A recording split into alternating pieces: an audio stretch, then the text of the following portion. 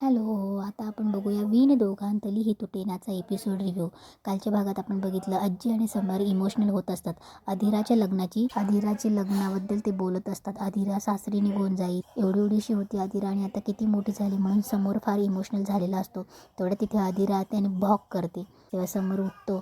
तेव्हा अधिरा बोलते की पिंट्या दादा तू रडतोयस. तेव्हा समर बोलतो की हो, तू आता इथून निघून जाणार म्हणून मला भरून आलं होतं.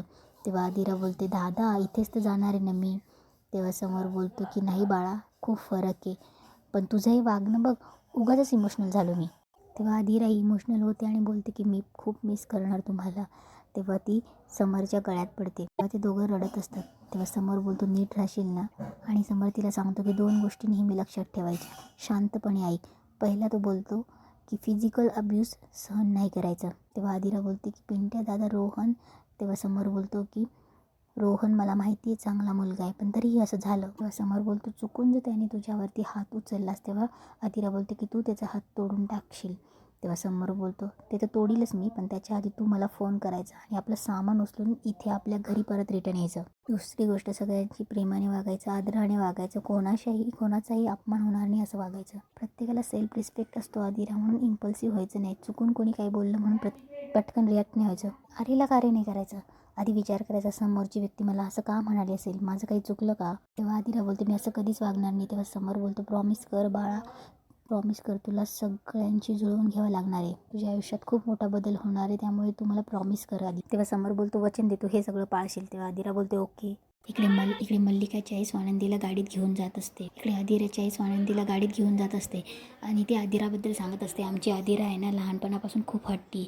तिला जर कधी खेळणं घेतलं ना तर ती 1-1.5 तास त्याच्यासोबत खेळायची, पण ती बोर होऊन जायची. हे प्रेम बिम काही नसतं ग, काही दिवसाच्याच गोष्टी असतात. तेव्हा स्वानंदी बोलते की काही नाही गो, अधिरा सगळं काही मॅनेज करेल. इकडे रोहन समरला आणि आजीला इकडे अंशू समरला आणि आजीला गुड मॉर्निंग करतो आणि अधिरालाही करतो. तेव्हा अधिरा चिडते त्याच्यावर आणि बोलते की तुला काय हवं आहे आता. तेव्हा समर बोलतो अधिरा. तेव्हा अधिरा बोलते नाही दादा, मी याच्याशी चांगलं वागूच शकत नाही, मला कळलं आहे. तेव्हा अंशू बोलतो अधिरा मी यासाठीच तुला सॉरी बोलायला आलो आहे, मला माहिती आहे तू चिडली आहेस. तेव्हा अधिरा बोलते oh cut the crab, okay shut up.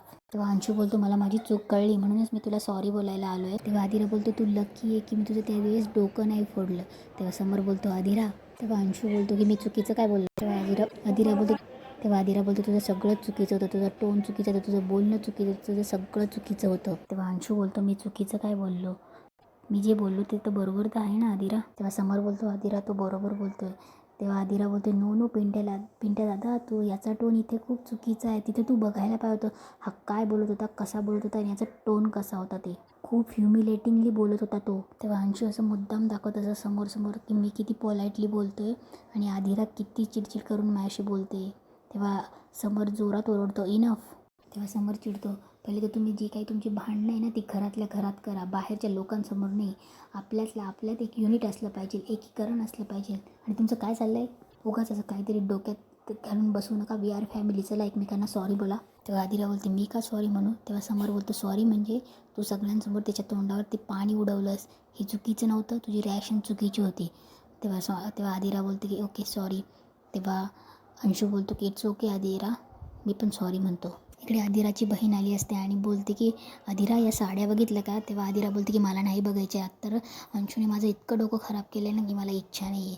तेव्हा ती बोलते की अगं म्हणूनच सांगते या साड्या बघितल्या का, या ठाण्यातल्या कलानिधीमधल्या साड्या आहेत. या गेले 27 वर्ष नवऱ्या मुलींना अजून सुंदर दिसण्यासाठी त्यांनी या साड्या बनवल्या, म्हणजे ते मदत करतात. तेव्हा ती अधिराला साखरपुड्याची साडी चॉईस करण्यास मदत करते आणि सांगते की इतकी सुंदर साडी आहे आणि तिच्या अंगावरती साडी टाकते. तेव्हा अर्पिताच्या डोळ्यात पाणी येतं. तेव्हा अधिरा बोलते की ताई काय झालं. तेव्हा अर्पिता बोलते की तुझं बालपण आठवलं, तुझा हट्ट. तेव्हा अर्पिता सांगत असते की बालपण तुला आठवतं, आपण ओढण्यांची साडी बनवायचो.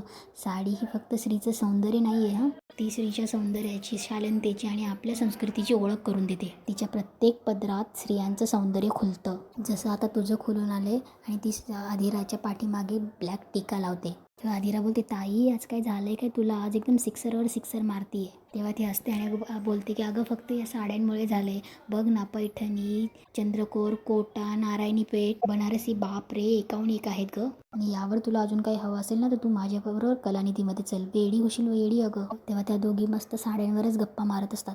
इकडे मल्लिका बोलत असते स्वानंदीशी की मी माझ्या मुलीला चांगलंच ओळखते, ती कशी येते खरं सांगू स्वानंदी, तुमच्या घरी ती सुखी होणार नाही आणि तुम्हालाही एका पैशाचं सुख देणार नाही. माझी लेक आहे पण ती कधीच कोणाचं काही ऐकत नाही. मी सांगते ना, ती कधीच कोणाच्या घरी फिट होणार नाही. तेव्हा स्वानंदी बोलते तुम्हाला वाटते तसं काळजीचं कारण काहीच दिसत नाही मला. हो थोडी पापट आहे अधीरा, पण ती जुळवून घेईल सगळ्यांशी. तेव्हा मल्लिका बोलते असं बोलणं ना तुझं चांगुलपणा आहे. तेव्हा मल्लिका बोलते मला माहिती आहे ना माझी अधीरा कशी आहे, पण तुला एक सांगू, मला असं वाटतं आपण त्यांचं आयुष्य सोपं केलं पाहिजे. तेव्हा स्वानंदी बोलते सोपं म्हणजे काय. तेव्हा मल्लिका ड्रायव्हरकडनं संतोषकडनं पैशांची गड्डी घेते आणि बोलते की हे घे. तेव्हा स्वानंदी बोलते हे काय. तेव्हा मल्लिका बोलते आपल्या दोघांचा आपला हेतू एकच आहे की आपली मुलं सुखी व्हायला पाहिजे. तेव्हा स्वानंदी बोलते की अहो त्याची काळजी तुम्ही नका करू, ते करतील त्यांचे व्यवस्थित मॅनेज, त्यांना असे पैसे नका देत जाऊ. तेव्हा मल्लिका बोलते मी त्यांना पैसे देतच नाही आहे, मी पैसे तुला देते. तू तुझ्या घरी असं सांग की अधीरा ही रोहनसाठी चांगली मुलगी नाही आहे. प्लीज तू तुझ्या घरी काहीही कारण सांग, पण प्लीज हे लग्न मोड प्लीज. तेव्हा स्वानंदी शॉक होते आणि बोलते काय काय बोलतायत तुम्ही. तेव्हा मल्लिका बोलते हे ना, हे खरंच मला असं करायला नाही आवडत, पण हे ना मी आपल्या मुलांच्या भल्यासाठी करते. त्यांना ना आत्ता कळत नाही आहे, पण हे लग्न झालं ना त्यांच्या आयुष्यात खूप प्रॉब्लेम्स येणार आहेत आणि आपल्याही. त्यापेक्षा आपण आत्ताच शहाणी होऊया आणि हे थांबूया प्लीज. तुला सांगते ना स्वानंदी, ती नुसती घराबाहेर पडली ना तरी 5 लाखाची खरेदी करून घरात येते. तिला काही खावंसं वाटलं बाहेर गेलं तर 5 स्टार शिवाय कुठे खात नाही ती. ती सारख्या फॉरेन टूर्स करत असते, मग तिकडे तिची खरेदी, ब्रँडेड कपडे घेणं. आता तूच सांग स्वानंदी, प्रेमाच्या भरात लग्न झाल्यानंतर 4 दिवस ॲडजस्ट करेल ती, असं नाही आहे. नाही असं नाही, पण पुढे काय आयुष्यभर करेल तुला असं वाटतं. नाही गं, आपल्या आवडीनिवडी कायमच्या बदलू नाही शकत माणूस. आता तूच विचार कर ना, सगळ्या मुलींना माहेरचा ओढा असतोच ना, तुलाही असेलच ना. आता तूच विचार कर, आता लग्न झाल्यावर ही बोलायला लागली माझ्या माहेरी असं असतं तसं असतं, असं सारखं बोलायला लागली. म्हणजे मुद्दाम नाही पण ते रोहनला आवडणार आहे का. खूप कॉम्प्लिकेटेड होईल गं सगळं, खूप कॉम्प्लिकेटेड. नाही सहन करू शकणार रोहन, नाही झेपणार कुणालाच ती. तेव्हा मल्लिका पैसे पुढे करते आणि बोलते की हे प्लीज एवढे घे, म्हणजे तुला अजून हवे तर अजून. म्हणजे मला काय बोलायचं स्वानंदी, मला माझ्या मुलीचं वाईट होताना नाही बघायचं आणि कसं आहे ना, मला रोहनचंही नुकसान नाही होऊ द्यायचं. त्यामुळे प्लीज विचार कर स्वानंदी, आम्ही आयुष्यभर तुला असे पैसे देत राहू, पण प्लीज हे लग्न मोड. स्वानंदी हे ऐकून एकदम शॉक होते आणि इथेच एपिसोड संपतो. अशाच नवनवी एपिसोडच्या रिव्ह्यू ऐकण्यासाठी या चॅनलला लाईक आणि सबस्क्राईब करा. आणि तसंच तुला जपणार आहे या सिरियलचे रिव्ह्यूज ऐकायचे असतील तर माझ्या SK सिरियल कट्टा या चॅनलला लाईक आणि सबस्क्राईब करा. थँक्यू.